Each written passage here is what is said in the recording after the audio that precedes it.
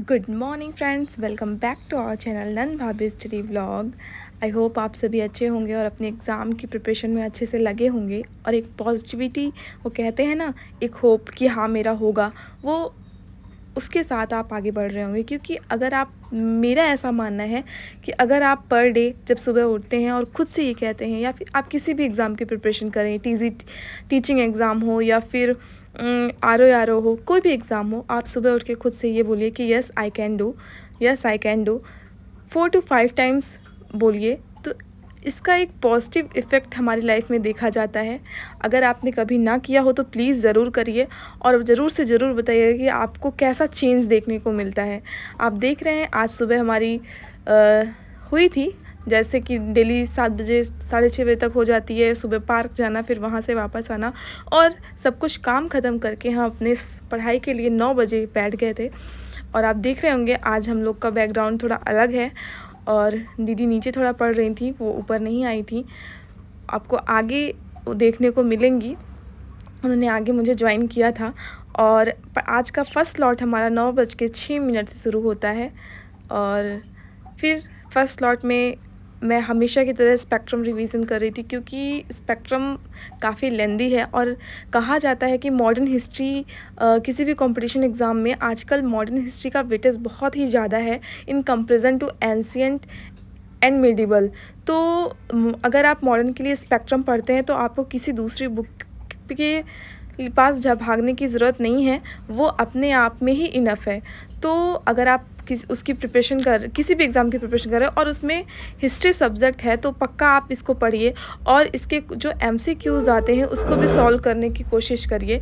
क्योंकि अगर आप, मैंने ऐसा फ़ील किया है कि अगर आप कोई थ्योरी पढ़ लेते हैं और क्वेश्चन नहीं सॉल्व करते हैं, तो इससे हम अपने आप का आकलन नहीं कर पाते हैं। क्वेश्चन सॉल्व करने से क्या होता है, हम जब क्वेश्चन सॉल्व करते हैं तो ये हमें पता चलता है कि किस टाइप के क्वेश्चंस आ रहे हैं। और क्योंकि एक ही टॉपिक को 10 तरीके से क्वेश्चन में पूछा जाता है, तो क्वेश्चन ज़रूर सॉल्व करें। PYQ लगाना मस्ट है, आप किसी भी चीज़ की तैयारी कर रहे होंगे।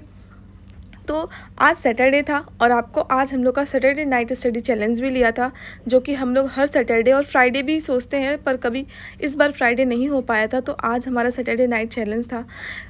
दोपहर की स्टडी जो सेकंड स्लॉट था वो नहीं हो पाया था, तो फर्स्ट स्लॉट के बाद डायरेक्ट हम लोग रात में पढ़ाई करने के लिए बैठते हैं, खाना वाना बना के खा पी के।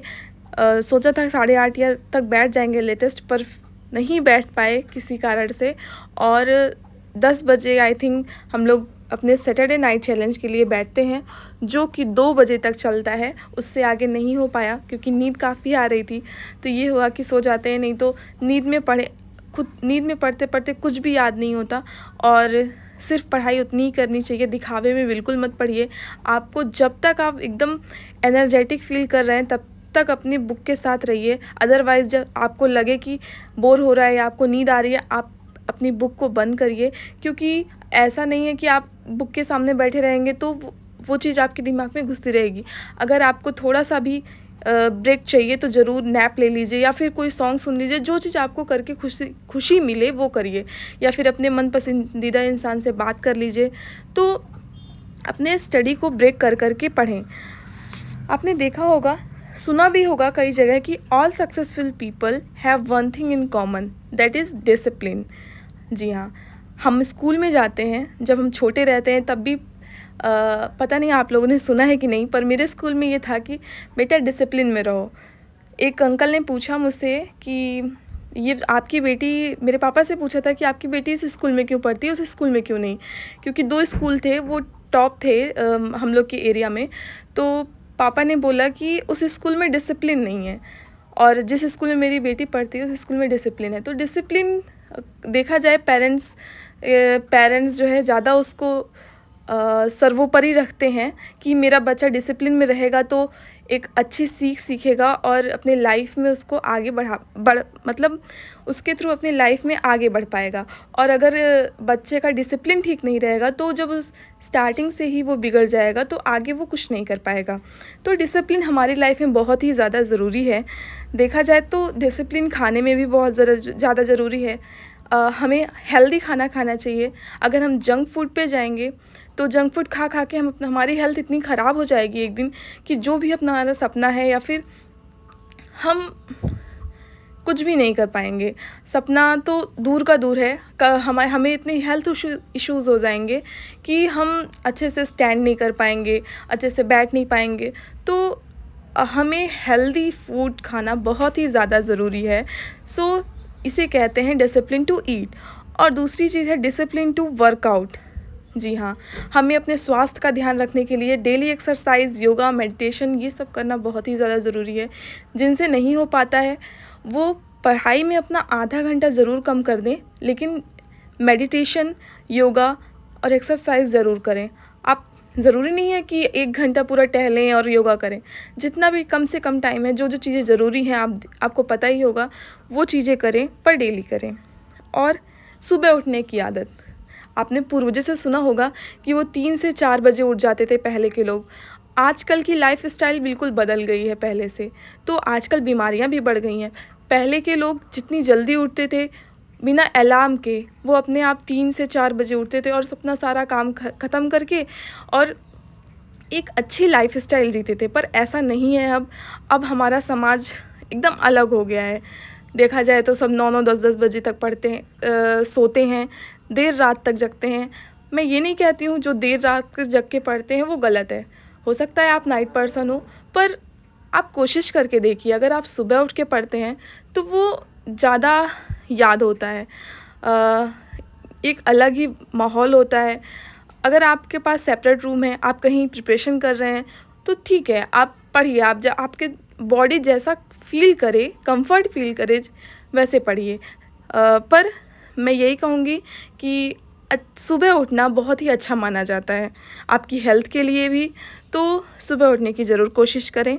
और 4th है नेवर गिव अप। जी हाँ, प्रिपरेशन टाइम में ऐसा होता है कि हम लोग कंपटीशन एग्ज़ाम की प्रिपरेशन करते हैं और बीच बीच में हम कभी कभी ये सोचने लगते हैं कि अब हमसे नहीं हो पाएगा। तो ये थॉट अपने दिमाग में बिल्कुल ना आने दें, क्योंकि अगर आपकी एक इस लाइन से कि अब मुझसे नहीं हो पाएगा, जो आपकी प्रिपरेशन 6-7 महीने की पहले हो चुकी है, तो वो पूरी ख़राब हो जाती है। तो अपने आप को हमेशा पॉजिटिव जोन में रखें, पॉजिटिव लोगों के साथ रखें जो हमेशा आपसे ये कहें कि हाँ तुम्ही से हो पाएगा, तुम्हें सिर्फ एक सीट चाहिए। क्योंकि अगर आप प्रिपरेशन लाइफ में, मुझे पता है कि बहुत ही हार्ड होता है ये पूरा टाइम पीरियड जो होता है, और बहुत लोगों के ताने भी सुनने पड़ते हैं। बहुत लोग कहते भी हैं कि अरे इतने दिन से प्रिपरेशन कर रहे हैं, क्या कर लिए। इग्नोर इट, लोग कहेंगे, कहने दीजिए, बस मेहनत करते रहिए। जो हो सके उस एग्ज़ाम के लिए, आपको तो पता ही है सिलेबस पूरा, हर चीज़, क्वेश्चंस कैसे करने हैं, मॉक टेस्ट दीजिए, तो वो सब करिए। लोगों की बातों में बिल्कुल मत आइए और अपने दिमाग में, अपने दिल में कभी ना आने दीजिए कि हमसे नहीं हो पाएगा। सुबह उठिए, वही चीज़ 10 बार लिखिए कि yes I can do, yes I can do. और खुद में विश्वास करिए। जब तक आप खुद पे विश्वास नहीं करेंगे तब तक आप कुछ नहीं कर सकते, क्योंकि आत्मविश्वास बहुत ही बड़ी चीज़ होती है। आपको सेल्फ डिपेंडेंट बनना है, उसके लिए आत्मविश्वास बहुत ज़्यादा ज़रूरी है। अगर आप आत्मविश्वास नहीं होगा आपके साथ, तो आप आगे आने वाले लाइफ में कैसे खड़े हो पाएंगे। हो सकता है आप टीचर बनने का सोच रहे हो, तो एक टीचर जब क्लास में जाता है तो जब उसका आत्मविश्वास ही नहीं रहेगा तो वो बच्चों को क्या ही गाइड कर पाएगा। इसलिए अपने आप में विश्वास करें और हमेशा एक पॉजिटिव जोन में जिएं। आपको हमारे वीडियो कैसे लगे, आगे आने वाले वीडियोस में हम लोग बताएंगे कि आरओ और टीजीटी के लिए कैसे कैसे हमने पढ़ाई की थी, और सीटेट का भी बताएंगे कि हमारा एग्ज़ाम कैसे निकला, पेपर 1 एंड पेपर 2। इस तरह आप देख रहे हैं लगभग 2 बजे हमारी 6.5 घंटे की स्टडी कंप्लीट हुई। आई नो ये बहुत कम है, नाइट स्टडी चैलेंज लिया था तो काफ़ी होना चाहिए था, पर इतना ही हो पाया। Thank you, bye bye, take care.